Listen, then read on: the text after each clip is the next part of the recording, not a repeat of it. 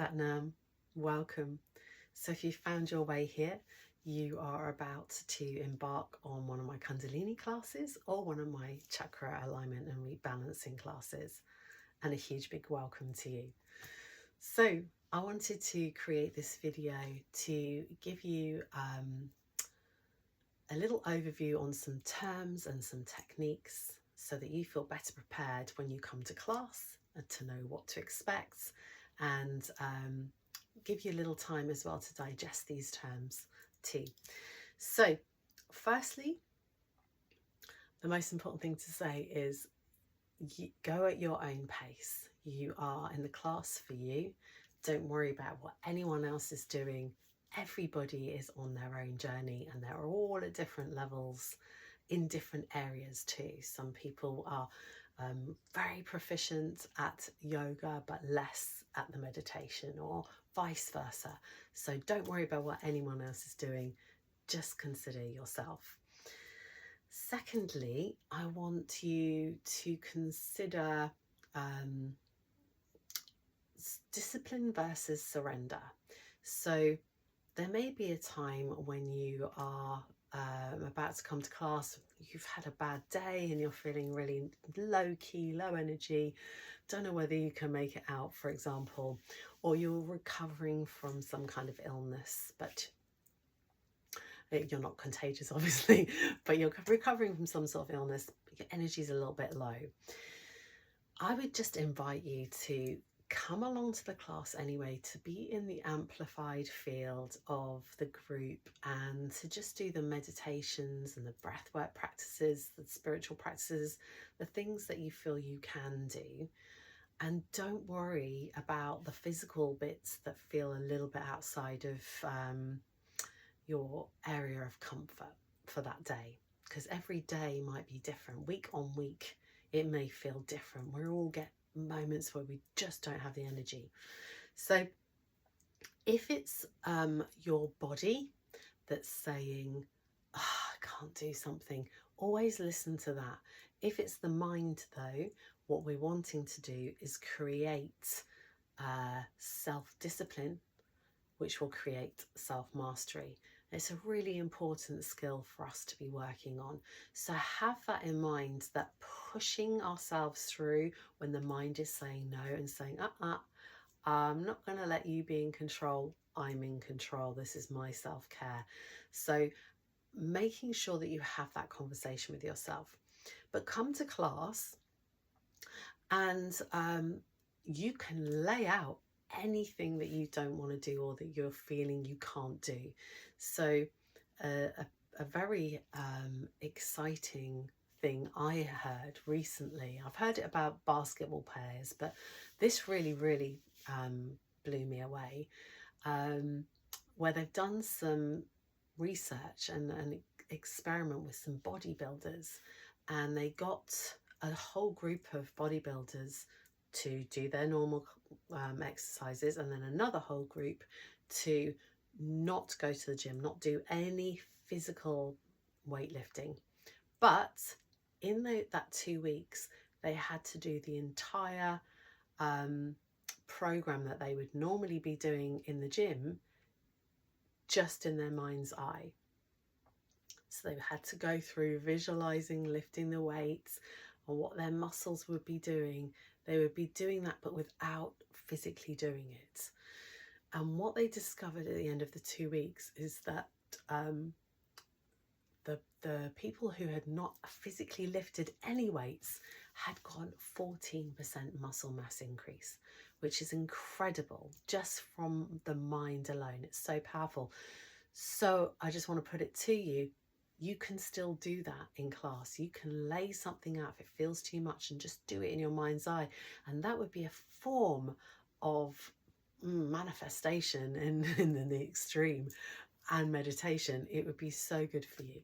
So that's available anytime, no questions asked. If you need to lay something out, you can lay it out. But consider surrendering to the body versus disciplining the mind. Both very important things to do. Thirdly, you can make anything a meditation. So the whole purpose of these classes is to come into greater self-awareness, to slow down, to connect the breath and the mind and the body all as one in unison. So any move that you're making, any kriya that you're doing, breathing and moving, whatever we're doing to bring that level of really deep awareness is incredible, and actually acts as a form of meditation. So you want to be bringing your whole body into this. So now I'm just going to go over a few techniques so that you really feel nice and prepared for that. The first one being breath. So most of us are actually breathing in a way that is not probably as beneficial for us as it could be. So it's usually opposite to what we should be doing. So we're going to go back to basics. First things first, we're going to, unless I say otherwise, and I do quite a bit for various different kriya and practices, we breathe in and out through the nose, because the nose is a filter. It helps to purify the air and also helps to purify it from our toxins if we're just recovering from a cold or something. So we want to be breathing in and out through the nose most of the time. Also, we want to get away from all this very high level chest breathing and bring the breath back in, down into the belly, because this is really where we come into a deeper state of repair and relaxation as well. So if you place your hands now on your belly and take a breath in through the nose and try to relax your whole body and breathe into your belly. Now, what you want to be feeling is that your belly softens and sort of pushes your hands away, out a bit as you breathe in. You're not forcing your belly out, but you're just letting it soften and fill. And then as you exhale, the belly and the hands come back in. So inhaling, the belly gets bigger. Exhaling, the belly gets smaller. I'm exaggerating with my hands here, just to give you an idea.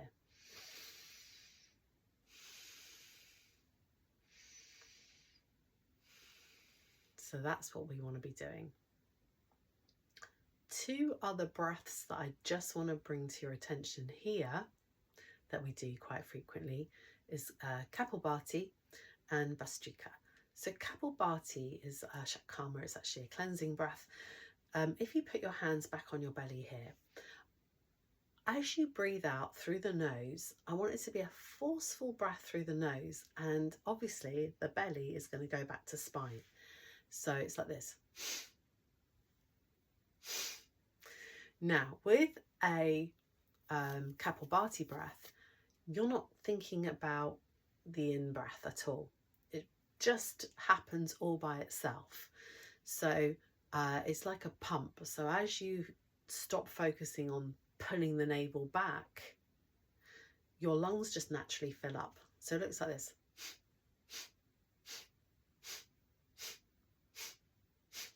But I'm really actively pulling that belly back. With a Bhastrika breath, also known as the breath of fire, you're going to do a similar action, but you're also going to inhale. The inhale and the exhale are going to be equal, and they're going to be intense, and it's through your nose. So you're still going to breathe out and pull the navel back, but this time you're going to breathe in. Now, when you're breathing in, you're not pushing your stomach out, it's just coming out. You're focus your attention still on the out breath and putting the navel back, but do inhale through the nose this time.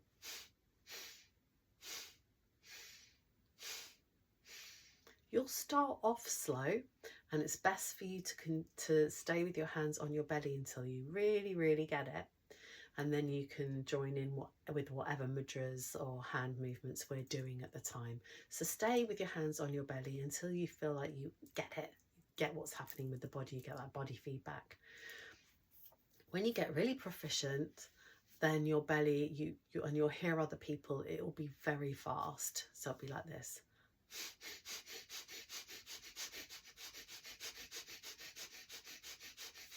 there's a real pumping going on.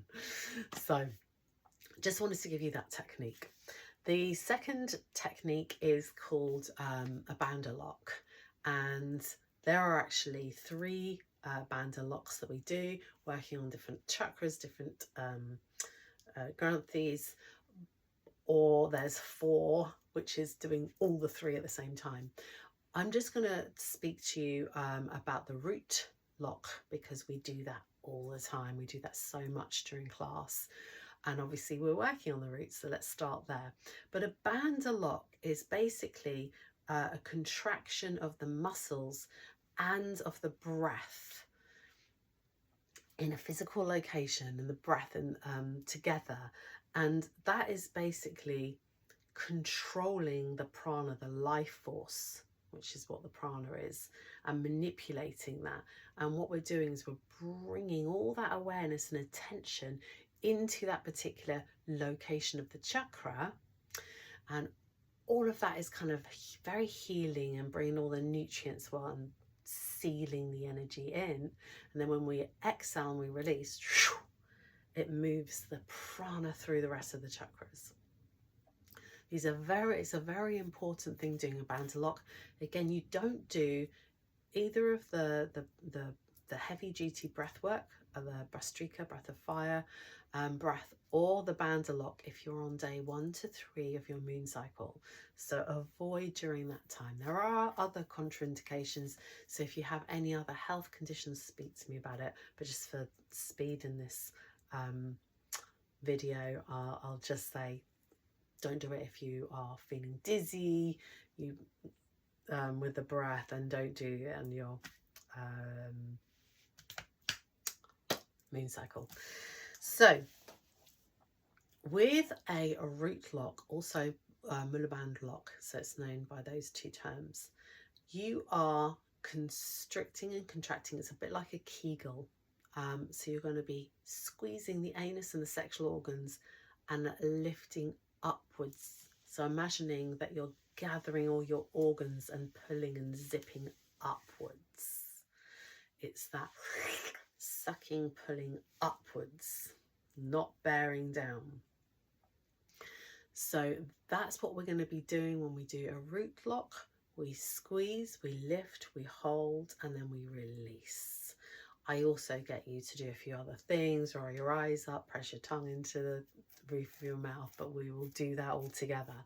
The main thing is you get that sensation and feeling and understand when I say bandha lock, root lock, Mulaband lock, that we are contracting and squeezing upwards. I'll do another video on bandha locks, and we'll go through all of them as well in that. But this is just to get you started.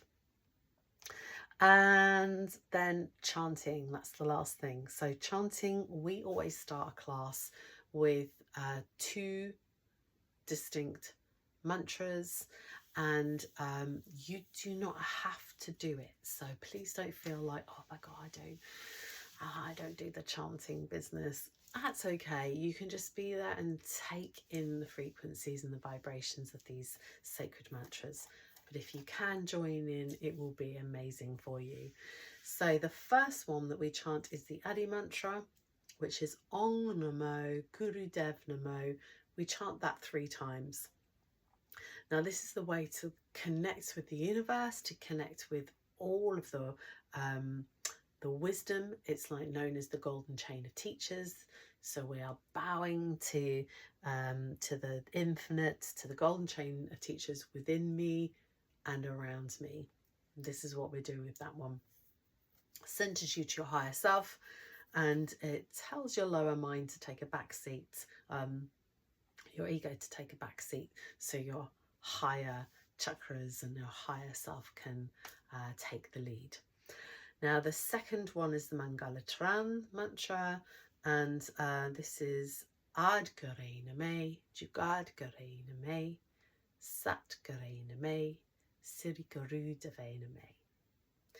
And with this one, we are basically, as we're chanting, it's to create a beautiful dome of protection around us, to seal the energy, so that we are not being impacted or having other people's negative energy imposed on us. So it just gives us that lovely protection. It also helps us to connect to our higher self as well, for those all important downloads and inspirations that might come through, so we can receive them. Now, how to chant, we always start off by rubbing our palms together, and that's to wake up the 40,000 nadis, energy channels that are in the hands. We then seal the hands together. By pressing the hands together, we are connecting the masculine and feminine polarities inside us, the left and right brain hemispheres. And we place our thumbs onto our heart center, and again that is then creating this beautiful loop, this sealed loop of energy. We then roll our eyes up into our third eye to connect to our higher chakras, and you'll notice what's interesting when you do that and you chant whilst your eyes are pulled up and upwards and inwards, is that it really takes any of the self-consciousness from chanting out of the way. Of course, to begin with, you'll probably have to have them open so that you can see what you're chanting until you learn the mantra, and then you'll be doing the same as the rest of us. It's a really beautiful way to start the class and really kind of seal the energy and get us very focused into what we're doing. So, given all of that, that's all you really need to know before the class starts. The rest I will go over as we go. So just come with a beginner's mind, an open mind. Take what resonates, leave the rest. This is an amazing journey you're about to embark upon. It's going to open up all sorts of possibilities and awarenesses in you that you may not even know, like you're a beautiful house, this great mansion, and you might realise you've only been just inhabiting a few of the rooms, and you have so much more to discover about yourself and the greater world around us and the higher levels of consciousness. So yeah, this is an opportunity for potent transformation, and I can't wait to see you. Sat Nam.